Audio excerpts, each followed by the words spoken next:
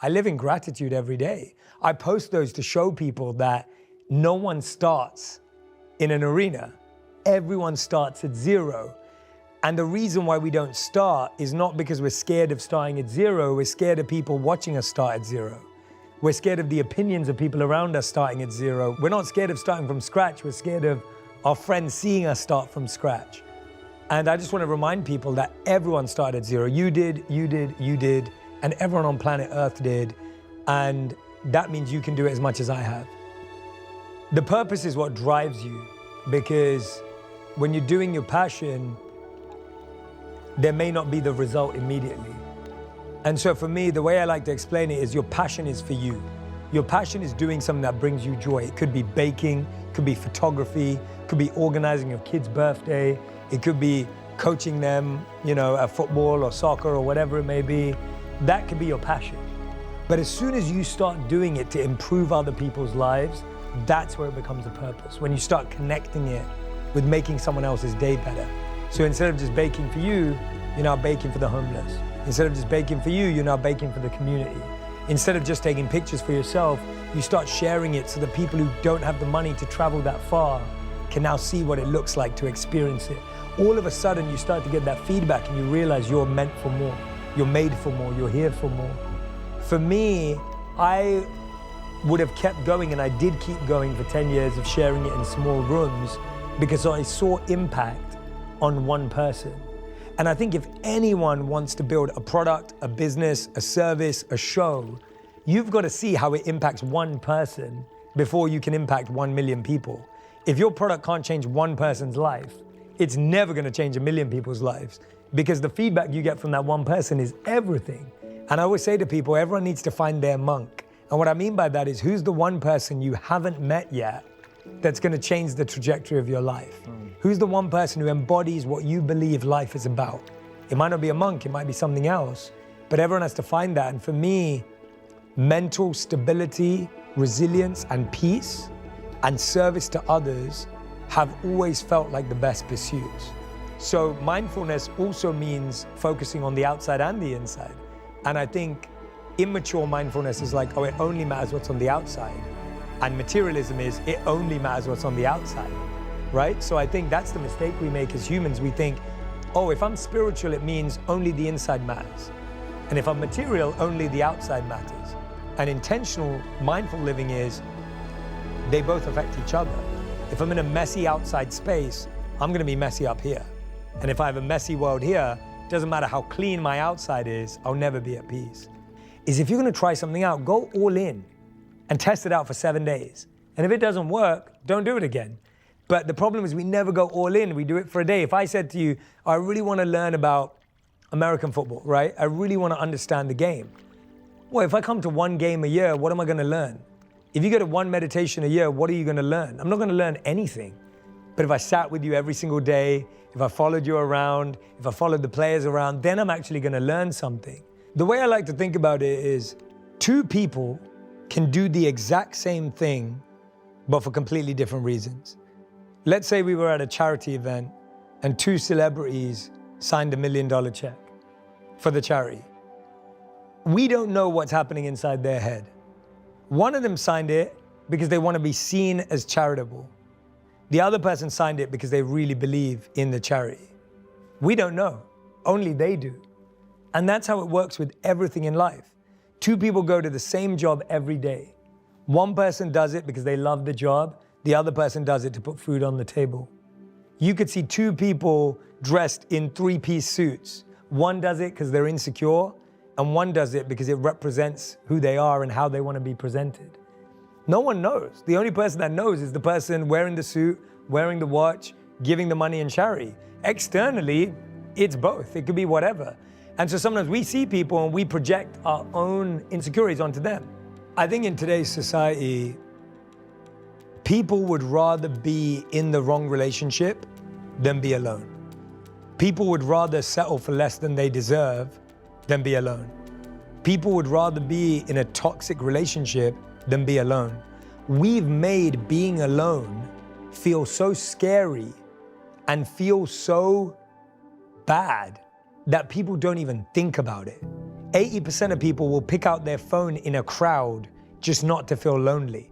You just walk in through a crowd and you just take your phone out because you don't want to feel like you're alone. People struggle to eat on their own. When have you ever seen someone go out, sit at a table by themselves and eat food? If we do that, we have to get our phone out. It's very rare. So we've made it since we were young. If you think about it, if you were the kid eating lunch on your own table alone, you were considered the loner or the weirdo. If you turn up to a wedding and you don't have a +1, or you just got divorced, or you just broke up, everyone's looking at you like, oh, are you okay? Like, poor you. It's like, if you don't have someone next to you, you're always seen as weaker, less than, or incomplete. We even say that, we say, find someone who completes you. What does that mean? It means you're incomplete without someone. So we've made people feel that if you're alone, you're incomplete. So we've villainized being alone. But Paul Tillich wrote about it, and the monk teachers reminded me that there's 2 words for being alone. One is lonely, and one is solitude. Paul Tillich says that being lonely is the weakness of being alone, but solitude is the strength of being alone. So solitude is saying, actually, if I can be comfortable in my own company, that's success. If I can like the thoughts in my mind and the conversations I have in my head when I'm alone, then I've had success in my life. And that's what the monks were trying to train you to do. That instead of always looking for the next bit of praise, the next bit of validation, the next bit of approval, how do I feel so centered and happy and content with who I am, that I'm not looking for other people to fill the parts of me that are gaps. I actually look for other people so we can enhance and grow together. That when you take reflection into solitude, you come out with value. So to me, it's all about showing people that they have the answers within themselves, not showing them that I have the answers. And solitude has the answers. You can't hear your voice when you're surrounded by all of this noise. You can't hear your inner voice when you're surrounded by opinions. You can't hear your voice when you're always asking the group chat, what should I wear? What should I do? Where should we go? You never get to know yourself because you never had to. I think a lot of people think that stillness and solitude means doing nothing and just sitting there. And that's not the goal. The goal is we're gonna focus your attention on one thing. And actually that's where beast mode comes from. To me, beast mode doesn't come from running around being busy. Beast mode comes from having super focus on one thing. There's this great quote I love from Bruce Lee, where he said, I'm not scared of the man who's practiced 15,000 kicks one time each. I'm scared of the man who's practiced one kick 15,000 times, right? Because if you've practiced something once every time, you're not scared of that person because they can't do it that well. So the person who's running around trying to do everything, I'm not scared of that person. They're not winning. I'm scared of the person who stood at the hoop and shot 100 free throws every hour for the next 10 days. That person's scary. So that's what stillness and solitude is can I focus, laser focus on one thing? Whether that's the mindset, whether that's clarity, whether it's strategy, whether it's my breath, whatever it is, that person's scary. That person's undefeatable because that person has done the same thing again and again and again. Stillness and solitude isn't, I'm just sitting there doing nothing, time's going by, I'm wasting time. It's one pointed attention energetically. Solitude gives you the space to go, what is the energy I'm trying to create? But you can't create that if you're hustling, running around, trying to win at everything and do everything. And that's what I want people to think of stillness and solitude as. It's priming the beast inside of you to do what Bruce Lee said, which is, I'm so focused that, I don't even need to move that much to destroy my enemy. Like, that's the energy you can create in solitude. I got lucky and fortunate that I was able to find a partner who actually brings me peace rather than brings me drama. And I always say that the right person will reduce drama and the wrong person will increase trauma, right? The right person brings you peace. The wrong person brings you chaos. The right person brings you stability. The wrong person brings you inconsistency. And so to me, I found someone who was able to match that energy. But it was hard in the beginning because I came out of the monastery as a bit of an avoidant. What I mean by that was, I used to constantly say to my wife, you know, I'd be okay without you. I used to be happy before this. You know, I'm okay without you. And I didn't realize how much damage that did to connection, because I felt that was strength and confidence. It was just avoidance. It was the avoidance of connection. I'd be like, oh, you know, I'd be happy on my own. You know, I'm happy on my own. I was good by myself. It's not that that's not true. It's that when you're trying to connect with someone, that isn't the language and the approach that creates connection. So what did that do? That created a relationship where my wife was like, well, I'm okay without you too, right? And now you're like two strangers living in the same house. We both think, oh, we're better without each other. We're fine without each other. So that's what the challenge was, is that I came out as an avoidant and created an avoidant attachment style in my own relationship. And it took me a long time to realize, and partly it was me grieving a past life. And I'm sure you felt this in sport, business, and everything else in your lives. When you're retiring, there's a grieving of who you used to be. And so for me, leaving the monastery, I was grieving that life that I'd created for myself. And what you do is when you're grieving, you take that into the next life. And you carry that baggage into your next relationship. It took me a lot of years to say, actually, I'm just going to embrace. I'm a married man now. I'm not a monk anymore, and that's okay. And this is coming with new gifts, new blessings, new reflections, and this is going to make me a better monk, a better man, a better person if I embrace it, rather than I keep holding on to this over here. There's a beautiful Zen teaching that says, whatever you're holding on to is what's holding you back. So if you're holding on to a past version of yourself, that's holding you back. If you're holding to a person in your past, that's holding you back. If you're holding on to a life that you once had, that's holding you back. So what's holding you back is something you're actually holding on to. But if you just let it go and free it, you're free to move forward. There's an environment, when you go to a place where people have meditated for decades, and some temples we went to in south of India, people have meditated for thousands of years. And people have been celibate for thousands of years. There's an energy in that space that you can't conceive. The only way I can describe it is like when you go to a stadium that you love and you just get pumped because you walk into the stadium and it has an energy because your greats played there and you won Super Bowls there or whatever it is, and you walk into that space. And so I think the energetic sphere that's created by the monks is what makes it easier. Was it hard for me? Of course it was. Was it unnatural for me? Of course it was. But there was a value in it, and it was made easier in their association. There are certain things that are easier when you're surrounded by people, right? There's that famous quote that says, if you're surrounded by 5 rich people, you'll be the 6th. If you're surrounded by 5 smart people, you'll be the 6th. If you're surrounded by 5 fit people, you'll be the 6th. And if you're surrounded by 5 idiots, you'll be the 6th, right? You're gonna be the 6th of whoever you are. So when you're surrounded by all these people that are committed to this practice, surprisingly it becomes easier. But yes, there were times when I had to really lock in, when I felt weak, when I felt moments of vulnerability, for sure. You're so engaged positively. This is another trick for the mind. The mind can't give up something hard if it doesn't have something that it's connected to better. Right, so when you think about the first car you ever got, this is how I like to think about it. The first car I ever got, I'll have to show you a picture later. It's a red Vauxhall Corsa, which I don't even think they have the brand in America, but it's like this tiny little red Beetle looking thing, right? It was the first car I ever had. To me, that was a Ferrari, because I was a kid who just wanted a car. Like I would be playing like 50 Cent, the game, while driving around in my red, tiny little Beetle-looking car, and I felt like the coolest kid in town. And this is when you had the cassette tape that connected to the MP3 player, and then it played the song. And I used to feel so cool. Now when I look back at that picture, I look like an idiot. Like that car was, whatever. But if someone told me to give up that car for nothing, I'd be like, are you kidding me? I'd never give it up. It's the best car in the world. Because for me, that's all I could afford. That was the best thing I could have. But if someone said, hey, I'll trade you, at that time, I'll trade you a Mercedes for that car, I would have done it in an instant, obviously. That's kind of what it's like, where it's like you're addicted to this thing over here. You can't just give it up. Like to theoretically rationalize how you can give it up is impossible.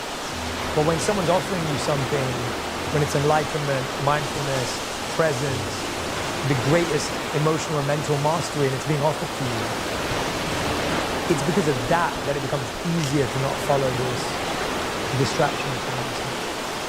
The biggest misconception about love is that we've confused inconsistency with excitement, and we've confused stability with boredom.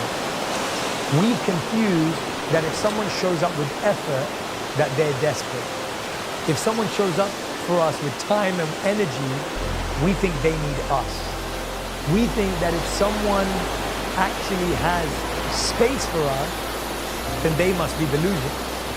We believe that love means chasing someone who doesn't want to stay, rather than being with someone who never wants to leave. The biggest misconception is that love is something that has to be earned rather than shared.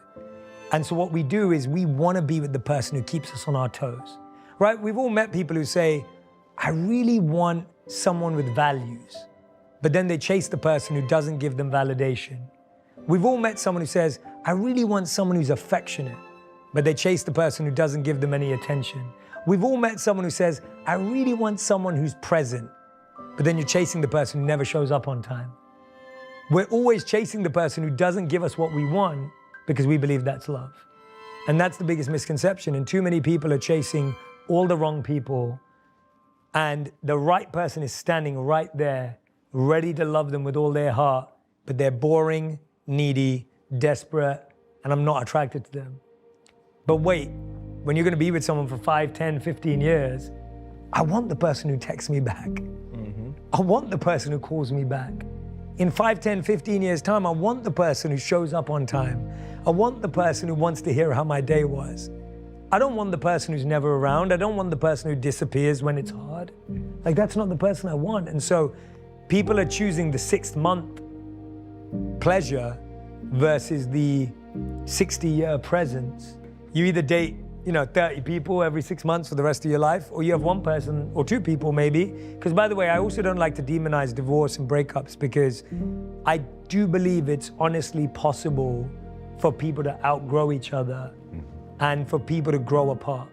And I don't think we should demonize people who get divorced or break up or make it feel like a failure, when actually it could be the best decisions of someone's life and the best decision for that other person.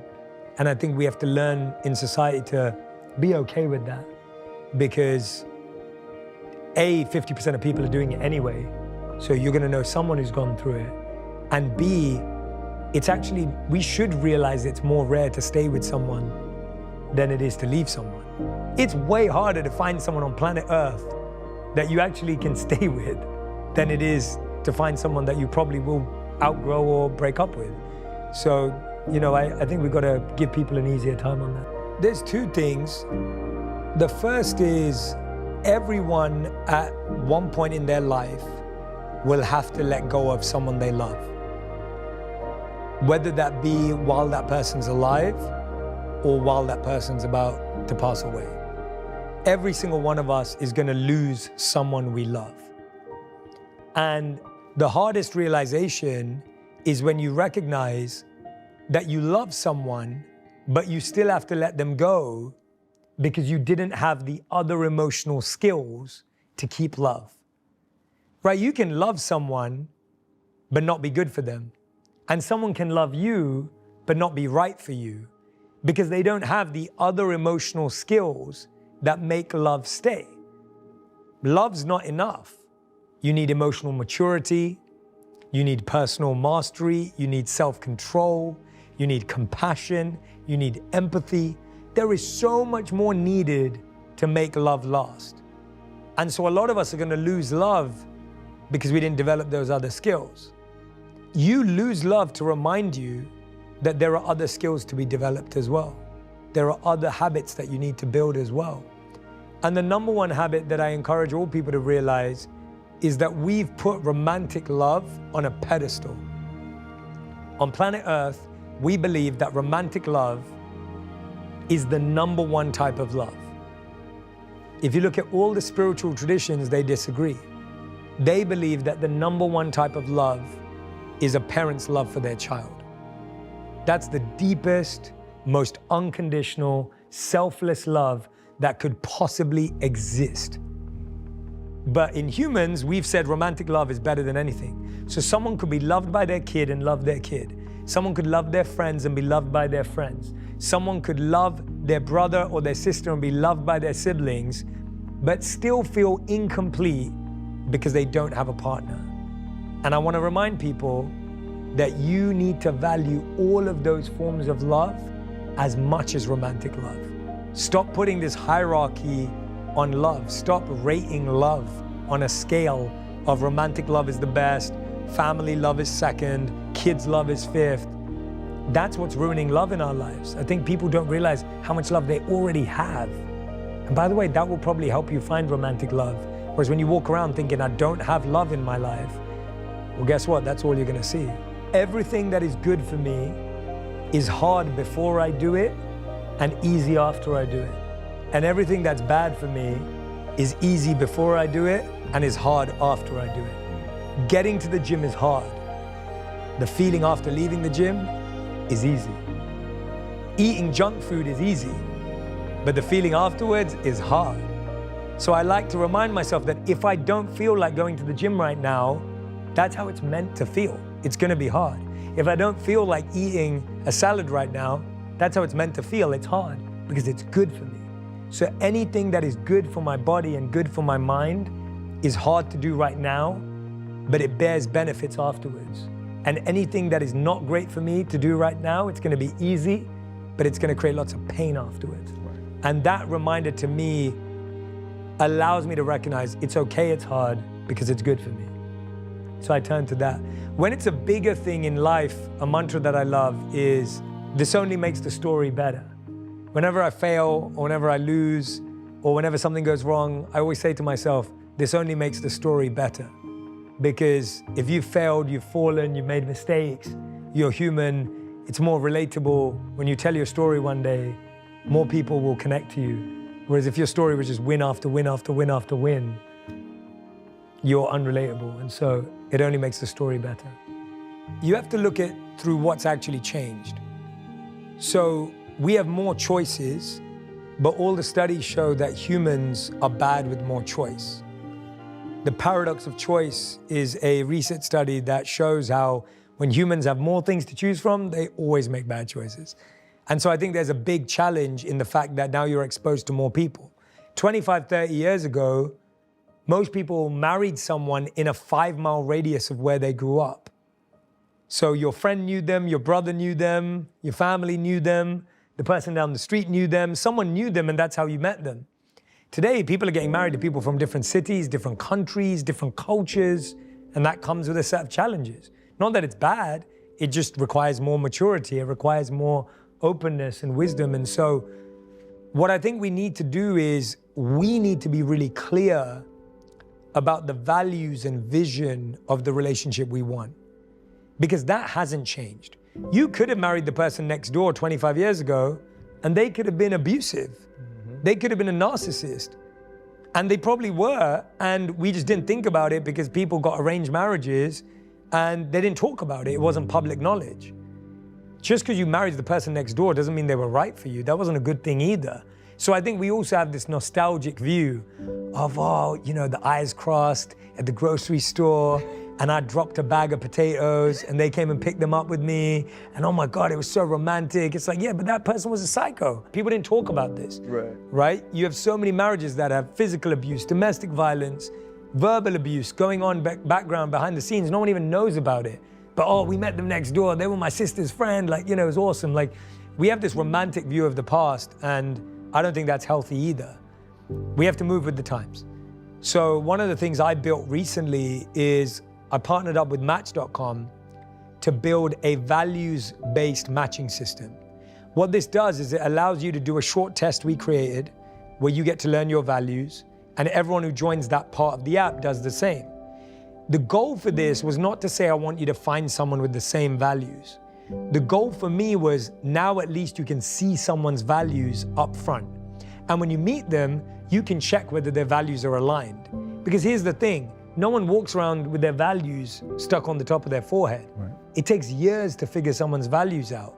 But what if that becomes the thing you start talking about, checking out? When you meet someone and they say, oh yeah, I love my family, family's #1 priority. Then you go to them, when did you last speak to your mom? And they're like, I don't know, I haven't spoken to her for 2 years. It's like, oh, all right, this person's not in alignment. Someone says to you, oh yeah, I'm ambitious, I love work. And then you go, all right, but what are you building right now? And they're like, I don't know, I'm trying to figure it out, right? It's like, you can very quickly, when you talk about values, figure out whether someone is compatible for you and whether you're attracted to them and excited about them. And so to me, I'm more interested in making people clear about their vision and values, and that will make dating easier because that narrows the pool, that makes the choice easier, rather than if you're just basing it on looks, or if you're just basing it on a clever little caption or a funny thing they said about themselves. I mean, now you can just get ChatGPT to write the funniest thing and everyone's a comedian now, you know? It's like, it's not hard to fake it. And so I think we have to look deeper to find a relationship that's gonna last longer. We have to look beyond looks to find a relationship that will last when the looks fade. We gotta look so much more at someone's heart than just how interesting they look on a page. And that only happens when you talk about vision and values. The first step of finding your purpose is collecting.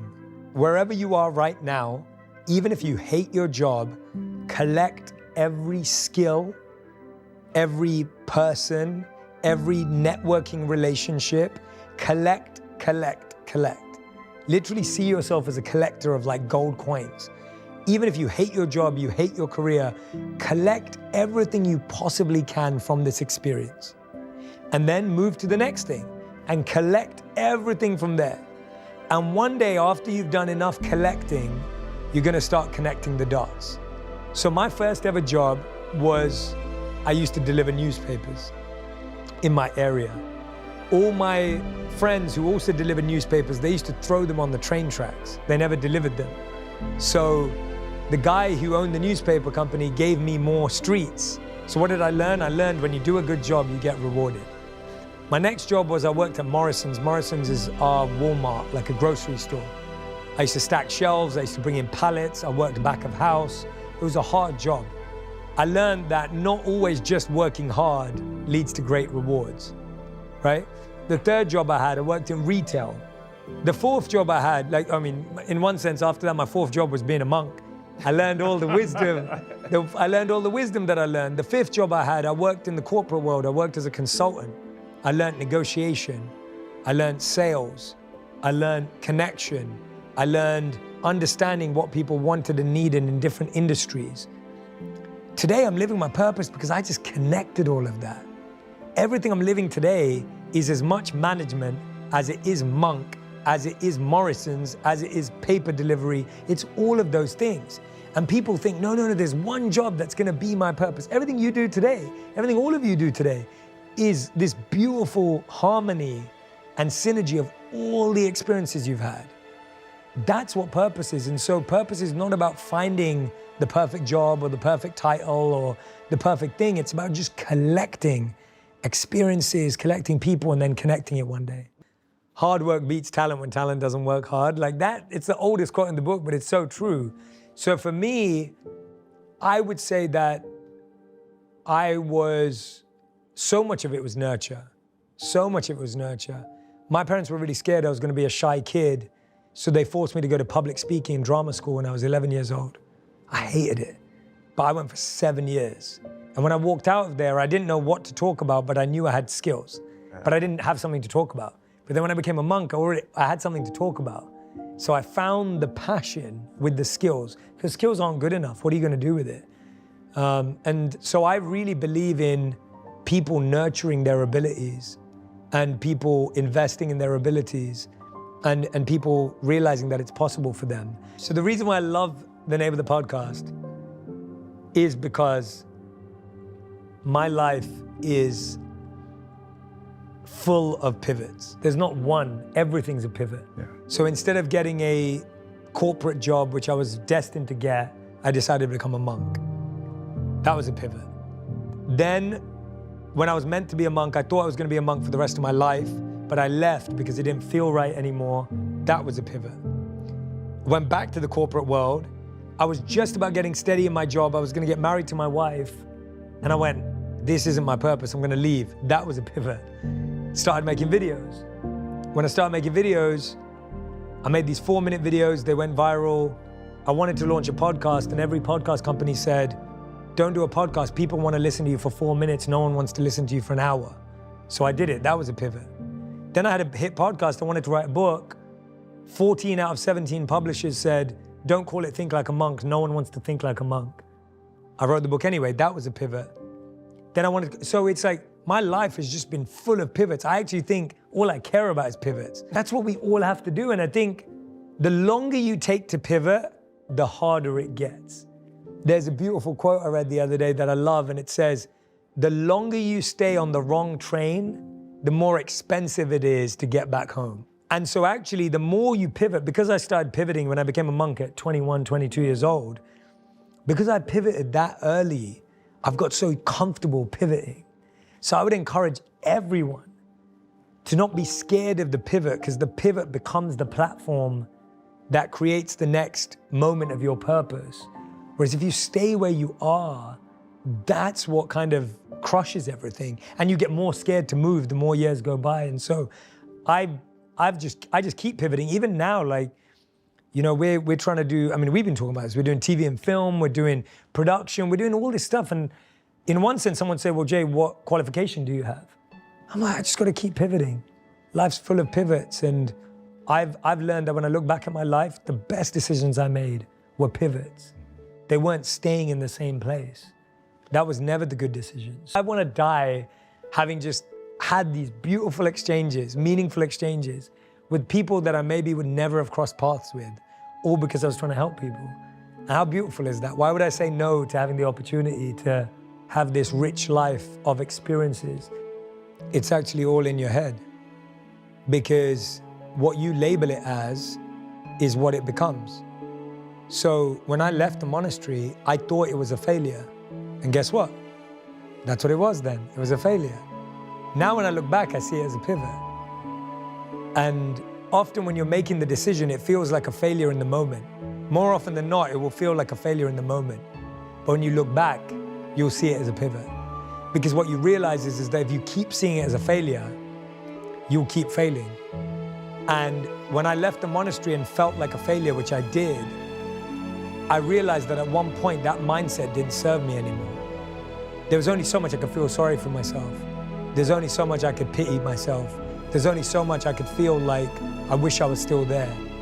And I had to own my life and take responsibility and say, what did I love about it? I loved the fact that I got to study wisdom and share it. I loved the fact that we woke up early and we meditated. I loved the fact that we had a routine that made me feel good. Guess what? I can do that all now. I can still do that. I can still build that into my life. That's why I wrote the book, Think Like a Monk, Not Live Like a Monk, because I'm not living like a monk anymore, but I'm still thinking like one. So to me, it's all about how you label it, and chances are you will always label the end of something as a failure.